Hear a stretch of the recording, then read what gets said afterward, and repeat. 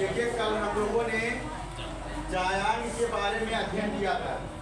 इसके बारे में जायांग पर तो हमने बताया था कि जायांग जो है 3 भाग होते हैं। सबसे ऊपर जो है वर्तिकाग्र होता है, बीच में जो है वर्तिका होती है, नीचे अंडाशय होता है। तो अंडाशय के अंदर जो है बीजांड स्थित होता है। अंडाशय के अंदर क्या स्थित होता है? बीजांड, जो बीज का निर्माण करता है। अब देखिए आज हम देखेंगे बीजांड की संरचना।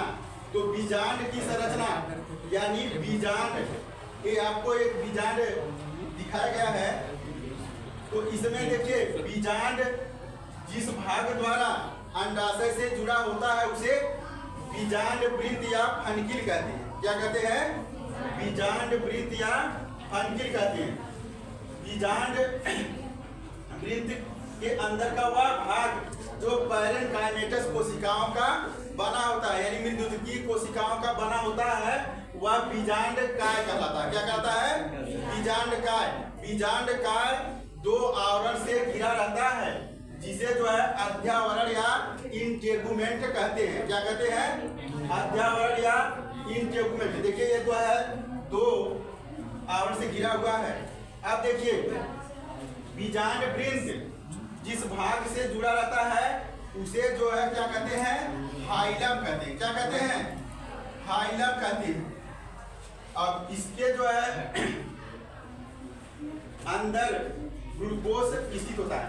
अब देखिए जो अध्यावरण है वह जो है नीचे की तरफ एक छिद्र पाया जाता है जिसे बीजांड द्वार कहते हैं। एक छिद्र पाया जाता है जिसे क्या कहते हैं? बीजांड द्वार कहते हैं। अब बीजांड द्वार के ठीक विपरीत, यानी जो बीजांड द्वार है इसके ठीक विपरीत का भाग क्या कहलाता है? निभाग या चैलेजा कहलाता है। क्या कहलाता है? निभाग या चैलेजा कहलाता है।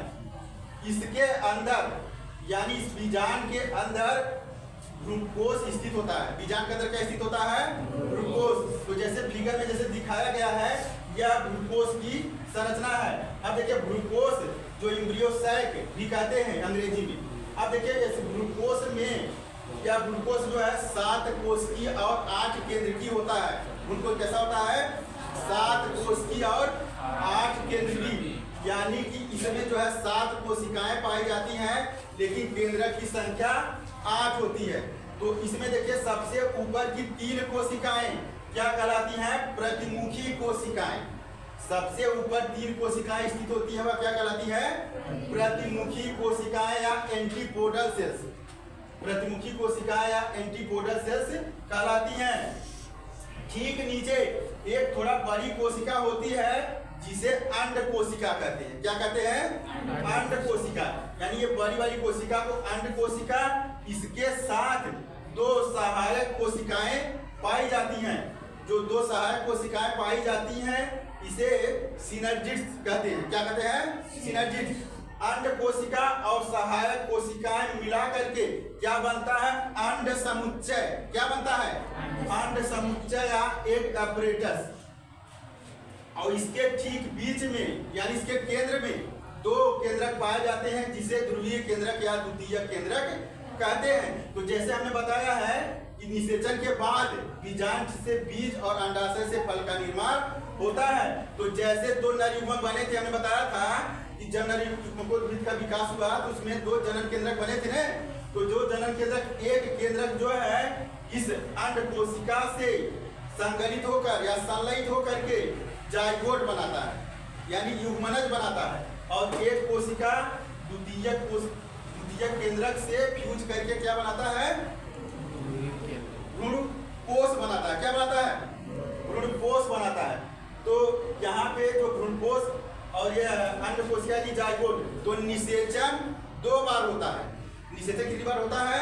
2 बार। तो इसीलिए आवृत्ति बीजी पौधों में दोहरा निषेचन पाया जाता है। तो दोहरा निषेचन की चर्चा हम आगे करेंगे। तो आज हमने क्या देखा? बीजांड की संरचना, यानी बीजांड की संरचना हमने देखा कि बीजांड क्या होता है और इसके कितने भाग होते हैं। तो किसी को कोई दिक्कत?